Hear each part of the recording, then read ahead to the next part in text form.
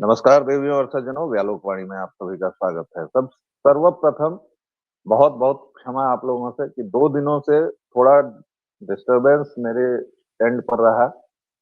कुछ वीडियोस नहीं आ पाए, कुछ वीडियोस आए तो उनमें साउंड नहीं था। ये सारी दिक्कतें हुई, वो इसलिए हुई कि यह बात कहने में बहुत ओछी लगती है, लेकिन जब से दीपचंद्र दास की वह मर्मांतक हत्या, वो भी वीडियो पर मैंने देखी, तब से थोड़ा मन विचलित था। इस कारण फोन वोन भी इधर उधर गिर गया, बहुत सारी चीजें हुई, लेकिन खैर अभी हमने इसको दुरुस्त करा लिया है और मुझे उम्मीद है कि आप लोगों को सब कुछ वीडियो ऑडियो सब कुछ ठीक मिल रहा होगा। और चर्चा बंगाल की ही करेंगे। हमारे साथ ऋतिक भाई हैं, आप लोग इनसे सुपरिचित हैं, इसलिए अब इनका कोई परिचय नहीं दूंगा। बस ऋतिक भाई, जय सिया राम। जय जय सिया राम, वंदे मातरम। आपके सभी प्यारे वंदे प्यारे प्रभु मातरम। वंदे मातरम, और आपको भी वंदे मातरम। जय हो। बंगाल का जो मामला चल रहा है, ऐसा मामला बिहार में चला था 1995 से 2005। एक ही फर्क था कि उसमें सांप्रदायिक तत्व नहीं थे। मतलब उसमें हिंदुओं के बीच विभेद पैदा किया गया, जातिगत वैमनस्य फैलाया गया, हिंदुओं को कमजोर किया गया, हिंदुओं की आपस में मारकाट करवाई। लेकिन बंगाल में जिहादी आप पर हमला करना, ये एक अंतर है। 2005 में बिहार ने जंगल राज वालों का बोरिया बिस्तर समेट दिया था। बंगाल के जो हालात हैं वो जंगल राज नहीं, महाजंगल राज के। लेकिन इसमें 2-3 आयाम हैं ऋतुज भाई। एक तो हमारे स्वनाम धन्य तथा कथित बुद्धिजीवी, जो बुद्धि पिशाच हैं असल में, वो लोग जिस तरह से इस पूरी वारदात को घुमाते हैं, उनका एक प्रतिनिधि है रवीश। मैं उसका एक वीडियो अंश आप लोगों को दिखाना चाहूंगा, दर्शकों श्रोताओं। हो सकता है कि रवीश इसके बाद इस पर स्ट्राइक भी कर दे कि मेरा आइटम ले लिया, हो सकता है कॉपीराइट का दे दे, लेकिन मैं आप लोगों को ये सुनाऊंगा। इसलिए सुनाना चाहता हूं कि आप लोग ये देखें कि ये बुद्धि पिशाच कितने नीच आदि हैं, की हत्या से गुस्साई भीड़ ने कितने दीपू ये चंद्र दास की हत्या कर दी और उस पर ईश निंदा के आरोप लगा दिए। इसे लेकर भारत में प्रतिक्रिया है, लेकिन इस प्रतिक्रिया में भारत में हिंदू बनाम मुसलमान की डिबेट नहीं होनी चाहिए। अक्सर होने लग जाती है। आईटी सेल, गोदी मीडिया पाकिस्तान और बांग्लादेश में हिंदुओं के साथ अत्याचार को फैलाने लग जाता है। इस नीच को, इस शठ को, इस पामर को, इस धूर्त को देखिए जरा। हिंदू मुसलमान नहीं होना चाहिए, गोदी मीडिया, सरकार, हिंदूवादी संगठन फैलाने लगते हैं। मतलब दीपचंद्र दास को जिस जिहादी पागल उन्मादी भीड़ ने घेर कर मारा और लगातार चारों ओर से अल्लाह अकबर के नारे लगते रहे, लगातार चारों ओर से मोबाइल में उसकी रिकॉर्डिंग होती रही, उसके बाद इस अधम अधमाधम व्यक्ति की बात सुनकर, ऋतिक भाई पहले इस पर आपकी बात जान लेते हैं, उसके बाद आगे बढ़े। इसको कैसे, इस बीमारी को कैसे, क्या रवीश जैसों का क्या इलाज है? कोई इलाज नहीं है इनका, सिर्फ एक ही इलाज है। मुझे लगता है कि सरकार को थोड़ा सा ना साहस दिखाने की आवश्यकता है इन मामलों में। ये लोग खुलेआम भारत सरकार के विरोध करते करते ये भारत और भारत की आत्मीयता का विरोध करने लगे। इनकी कायदे से जांच होनी चाहिए कि इनको इनको इस तरह के का खाद पानी कौन दे रहा है। इनके मनी ट्रेल्स की जांच होनी चाहिए। कल ट्विटर पर मैं बता रहा हूँ, एक बड़ा बड़ा ही सनामधन्य एक व्यक्ति है, वो भी कहने के लिए मतलब कुलीन ब्राह्मण है, उसका एक चैनल चलता है, पुरी साहब उसके करता धरता है। और सबसे बड़े वाले जो मतलब पत्रकार जो हैं, जो ये आपके वामपंथियों के सबसे बड़े जो प्रतिनिधि करता है, जिनकी पत्नी बंगाल के सत्तारूढ़ दल की मेहरबानी से राज्यसभा पहुंच गई, तो उन्हीं दर्शकों हमारे ऋतिक भाई थोड़े शर्मीले हैं नाम लेने में। ये राजदीप सरदेसाई उसकी पत्नी सागरिका की बात कर रहे हैं। और ये यूट्यूब चैनल वाला जो है उसका क्या नाम है? ये वो लल्लन, क्या नाम है उसका? अच्छा, दल्लन टॉप वाला, कंडोम तो द्विवेदी। ओके, हाँ, ठीक है। उसी का एक जो है मतलब कार्टून कल मतलब बोल रहा था, ईश्वर जो होता है वो शब्द जो है वो वो गॉड न्यूट्रल है। मतलब ईश्वर का मतलब भगवान नहीं होता, उसको लेकर बड़ा ट्रोल हुआ। ये सारी चीजें इन लोगों को पता है कि हमारे जो पौराणिक ग्रंथ है उसमें लिखा हुआ है ईश्वर। भाई हमारे जितने ज्योतिर्लिंग हैं उनमें आप देखो ओंकारेश्वर, तो उसमें भी ईश्वर है। नहीं नहीं और क्या नहीं कहते नहीं, ऋतुक भाई, वो वाला एक अलग इशू है, उसको इसमें नहीं करेंगे। इसमें तो केवल ये करेंगे कि रवीश जैसे जो बुद्धि पिशाच जो कहते हैं कि हिंदुओं के घट जाने से या मुसलमानों के बहुसंख्यक हो जाने से क्या होगा, तो उनको मैं 2020-22 की एक वीडियो दिखाना चाहूंगा। और ये कहीं से भी फेक नहीं है, ये पूरी दुनिया ने देखा है। जब खुलेआम मंडी में इन लोगों ने यजीदी गुलामों की, सेक्स स्लेव की बोलियां लगाई हैं, और ये मैं नहीं कह रहा हूं, ये पूरी दुनिया ने देखा है। लेकिन एक बात फिर आप लोग देख रहे होंगे कि क्या और ये देखिए यहाँ पर बाकायदा इन लोगों को एक एक मतलब जैसे माल छांटा जाता है ना, देख देख के। और ये वीडियो तो बहुत सभ्य है। ऐसे भी वीडियोज हैं जिसमें बाकायदा सबके सबके मतलब सबके एक एक अंग को टटोल के, छू के, देख के, निर्वसन अवस्था में भी इन लोगों ने किया है। ये होता है, ये है जिहाद, ये है मोहम्मदवाद। और रवीश, यही होगा अगर अभी इसे नहीं रोका गया तो। ऋतिक भाई, इनके साथ भी यही होगा। ये कल को ज्यादा से ज्यादा क्या करेंगे, स्ट्राइक लगा सकते हैं, कंप्लेन कर देंगे जहां पे रहते हैं, एफआईआर कर देंगे, लेकिन उसमें होगा कुछ नहीं, क्योंकि अल्टीमेटली मतलब कोर्ट में जाकर तो औंधे मुंह गिर जाता है केस। पहली चीज, ये तो आपने यजीदी महिलाओं के बारे में बात कही है। ऑटोमन एम्पायर वालों ने यूरोप में किस तरह का नंगा नाच किया था उस समय, और वहां की चर्च की नन्स को उठाकर उनके साथ क्या किया था, जरा जरा देख ले वो लोग। ये मैं नहीं कहता हूं, जो सबसे सेक्युलर चैनल्स है वो लोग इस बात का जिक्र करते हैं। ये जो वामपंथी या जिसको कहते हैं सेक्युलर और लेफ्ट के बनकर ये जो उनको उनको लगता है ना, एक बार इस तरह की बातें जाकर, दीपू चंद्र दास भी सेकुलर ही थे, उन्होंने कोई ऐसी बात नहीं कही थी। यहां तक कि बांग्लादेश रैपिड एक्शन बांग्लादेश के प्रवक्ता ने भी कहा था उनके बारे में इस निंदा का कोई सबूत नहीं मिलता है। पहली जो प्राथमिक जांच हुई थी उसमें तो रवीश उधर जाकर, ये रवीश कुमार जी से अनुरोध है, उधर जाकर ये वीडियो बनाए, देखें। फिर मैंने क्यों ये लल्लन टॉप वाले का जिक्र किया, कल ये बहुत झगड़ा कर रहा था, बाद में सबको ब्लॉक कर दिया। जब ये ट्रोल हुआ, ये बोल रहा था, इसको इसको सब लोगों ने बोला कि अगर तुम इतना ही कह रहे हो ईश्वर अल्लाह तेरो नाम, ये वाली जो चीज है ये किसी खानकहे में या नहीं मतलब नहीं बारगाह। नहीं नहीं नहीं ऋतिक भाई, इतना जाना ही नहीं, इतना जाना ही नहीं है। सीधी बात, ईश्वर हमारे हैं। तुम जिस 2 टके के मौलाना और 3 टके के शायर से बात करवा रहे थे, उसमें अपने उनके अल्लाह को करो, खुदा को करो, उसमें उनके गॉड को ले आओ यार। घसीटो जो भी आसमानी किताब वाली रवायतें हैं, जो भी मजहब हैं, जो रिलीजन है, जो एक किताब एक पैगंबर पर आधारित है, उनसे बात करो यार। हमारे ईश्वर को क्यों घसीटते हो? बिल्कुल और बिल्कुल। तो ये कंडोम द्विवेदी 2 कौड़ी का छीछड़ा, छिछोरा,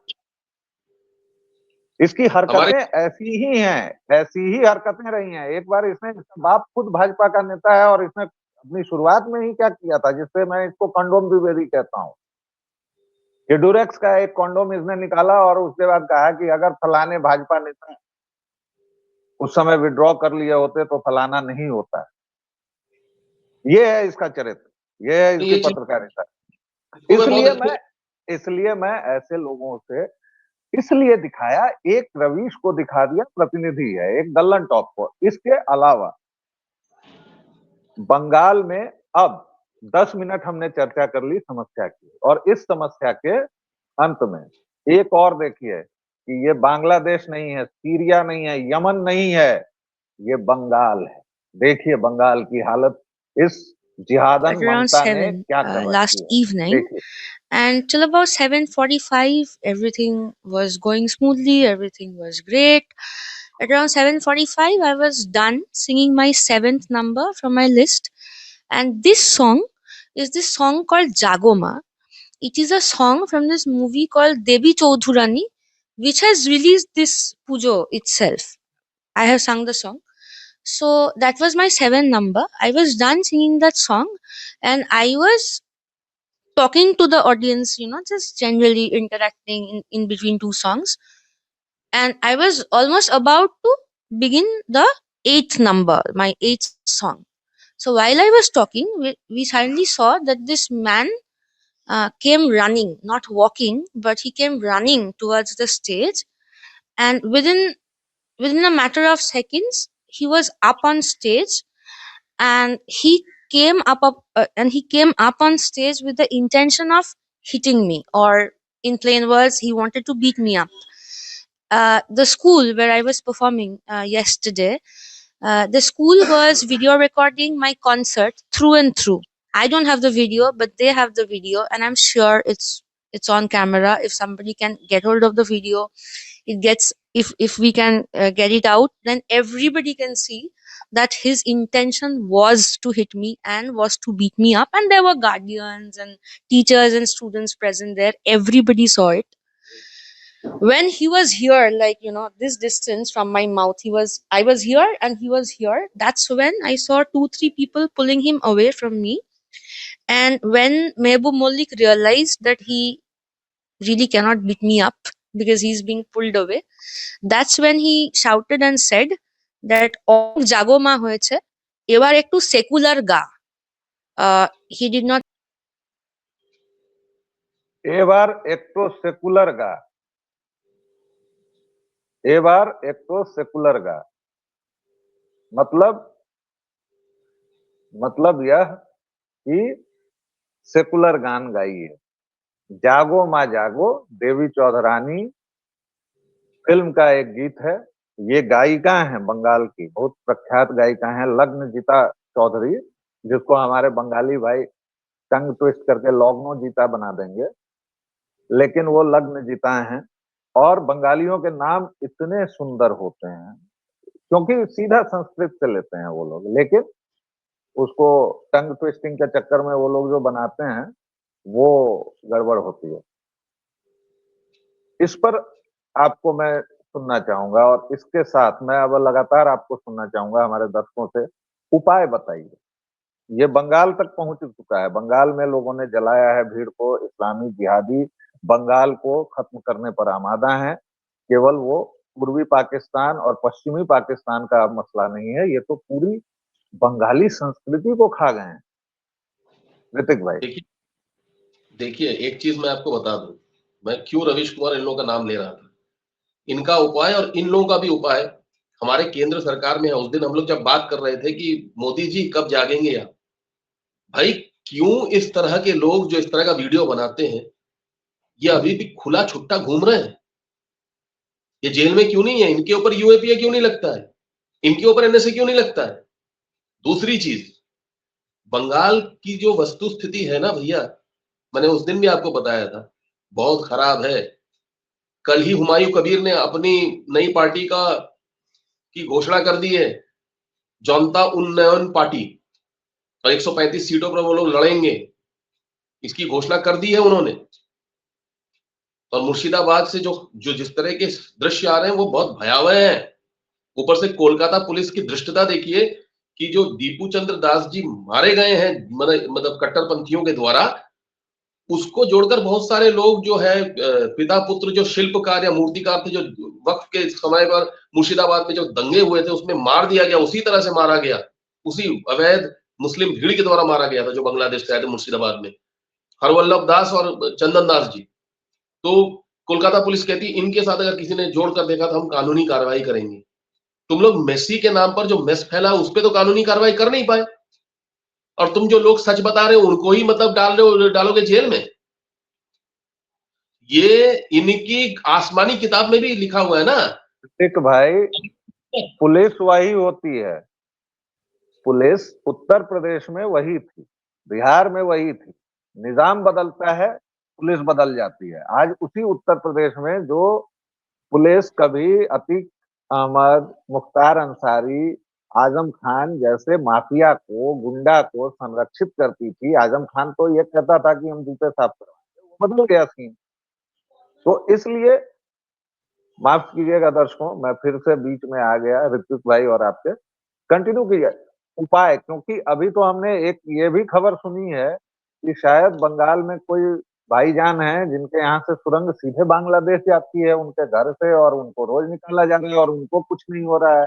हमने तो ये भी सुना है और जानते हैं हम कि बंगालन नहीं, बांग्लादेशी औरत, महिला नहीं, औरत आके यहाँ पर पार्षद भी बन गई, कोई कोई तो पूरी जिंदगी टीचर भी बन के रह गई। तो समस्याएं तो हम लोगों ने बहुत विस्तार से बता दी। अब चलिए ऋतिक भाई, जो मैं बार बार आपसे कह रहा हूँ, सॉल्यूशन बताइए। भैया ऐसा है, ये लड़की के साथ जो हुआ और जिसने किया, जिसका नाम महबूब मलिक है, उनकी आसमानी में लिखा है ना, माले गनीमत। वो अपनी महिलाओं को दाहर सेन के टाइम से यहां से उठा उठाकर बाजारों में बेचा जाता था, मोहम्मद बिन कासिम और उनके लोगों ने बेचा था।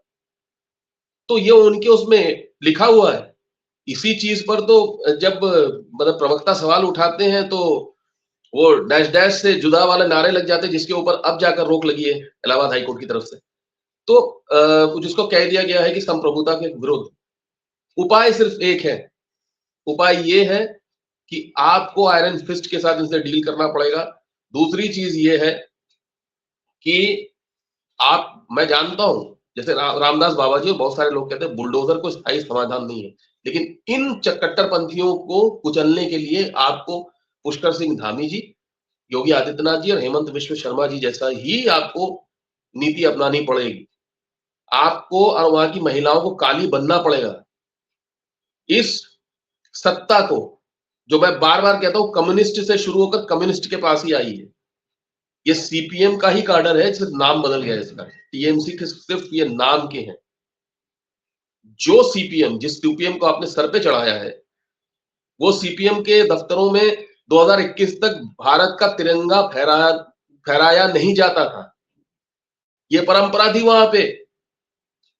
आप लोगों ने ही वोट दिया है और आप लोगों को इनको निकालना पड़ेगा। आप ये नहीं कह सकते कि हमको वोट देने नहीं देते हैं। बिहार के लोगों को, उत्तर प्रदेश के वोट नहीं देने देते थे। जरा इन कम्युनिस्टों के बौद्धिक और नाजायज बापों एमएन रॉय वगैरह का भी थोड़ा सा जिक्र विक्र कर दीजिएगा जी। ये लोग कौन थे, कितने जहरीले थे और कहां कहां जाके इन लोगों ने। अभी सीपीएम अपना 100वां साल मना रही है, लेकिन सीपीआई और सीपी और भी जो उसके टुकड़े हैं वो मानते हैं कि 1920 वाला जो 7 लोगों से यूरोप में शुरू हुआ था वो असली कम्युनिस्ट पार्टी नहीं थी, बल्कि वो जो आरएसएस के साथ जिसकी स्थापना हुई थी वो असल कम्युनिस्ट पार्टी थी। लेकिन ये एमएन रॉय हो या जो कम्युनिस्टों का सीधा मतलब है देशद्रोह, जिहादियों का सीधा मतलब है देशद्रोह। और इसीलिए जब तक कोई गैर जिहादी या गैर कौमी रहता है तब तक ये दोनों मिलकर बातचीत करते हैं जी।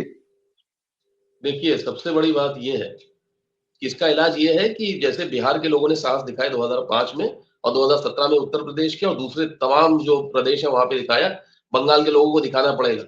वहां के जो जो पश्चिम बंगाल के लोग हैं वो ये कहकर बच नहीं सकते कि हमको वोट नहीं देने दिया जाता, और इस पर ढाका के लोगों ने आकर कब्जा कर दिया। भैया, उखाड़ना आपको ही पड़ेगा। सारी दुनिया में जितनी भी सत्ताएं जो निरंकुश थी उनको जनता ने उखाड़ कर फेंका है। आपको ही ये मतलब जुगत लगानी होगी और आपको ही बीड़ा उठाना होगा इनको हटाने के लिए। आप अपनी जिम्मेदारी से मुक्त नहीं हो सकते। आप लोग भी बहुत ज्यादा जिसे कहते हैं काहिल हो, और आप लोगों को बस अपना मछली झोल मिल जाए और मटन भात मिल जाए और बस रविंद्र संगीत सुनने को मिल जाए, दोपहर को सोने को मिल जाए, तो बस आप लोग को और कुछ नहीं चाहिए। आप लोग अगर इस बार नहीं जागे तो डायरेक्ट एक्शन डे फिर से होगा, कलकत्ता की सड़कों पे होगा। इस बार आप लोग साफ हो जाओगे, क्योंकि वहां पर कोई गोपाल पाठक या जुगल चंद्र घोष अब नहीं है। ये आप साफ समझ लीजिए। आपको बीड़ा उठाना होगा। अब तो चुनाव आयोग ने भी कह दिया ना कि हम हर एक वो बड़ी-बड़ी बिल्डिंग्स के अंदर पोलिंग बूथ बनाएंगे। तो अगर वो यहां तक आने के लिए तैयार है, माइक्रो ऑब्जर्वर्स भेजने के लिए तैयार है अभी भी, क्योंकि ममता बनर्जी ने कहीं ना कहीं पे कुछ खेल किया है कि जो 2-2 साल पहले या 1.5 साल पहले आए थे उन लोगों का पासपोर्ट बनवा दिया। और बीच में आपने खबर भी देखी होगी कि न्यू टाउन में आग लगा दी थी इन्होंने झोपड़ियों में, कि जिससे कि वो लोग आए बोले हमारे पास तो कागज नहीं है। लेकिन उपाय बहुत सारे हैं चुनाव आयोग के पास, तो माइक्रो ऑब्जर्वर्स भेजे जा रहे हैं वहां पर। और चुनाव आयोग एमएचए के पास भी गया था कि भैया एक्स्ट्रा सेंट्रल फोर्सेस भेजिए आप वहां पर। तो ये सारी चीजें हैं। ममता बनर्जी हिली हुई है क्योंकि परसों ही तृणमूल के कम से कम 3 से 4 हजार लोगों ने सड़कों पर रैली किया है अगेंस्ट एसआईआर। तो इसका मतलब जमीन खिसक रही है, लेकिन पूरी तरह से जमीन तभी खिसकेगी वो जो 1,30,00,000 लोग जो संदेह के घेरे में हैं, उसमें से भी बहुत नाम कटेंगे। तब यही उछल उछल के जो है ना ममता बनर्जी जो है ना वो चिल्लाएगी फिर, और सड़कों पर दंगे होंगे। ये मैं आपको लिख के दे रहा हूं, क्योंकि ये उनकी प्रवृत्ति है, ये उनके कैरेक्टर में। और उससे उपाय आप यही है। आप ऋतिक उपाय भाई बार बार होंगे भविष्यवाचक बोल रहे हैं। लग्नजिता के साथ जो हुआ वो तो हो चुका है ना। मतलब अब तो आपके घर में है भाई, जिहादी आपके घर में घुसे हुए हैं, आपकी बहनों को धमका रहे हैं। बस दुपट्टा आप खींचना बाकी है, साड़ी खींचना बाकी है, और आपकी गर्दन उतारना बाकी है। और ये बंगाल में होगा, खींच तो और दिया था, ये हो रहा है। आप खींच तो दिया था। देखिए कौर में क्या हुआ?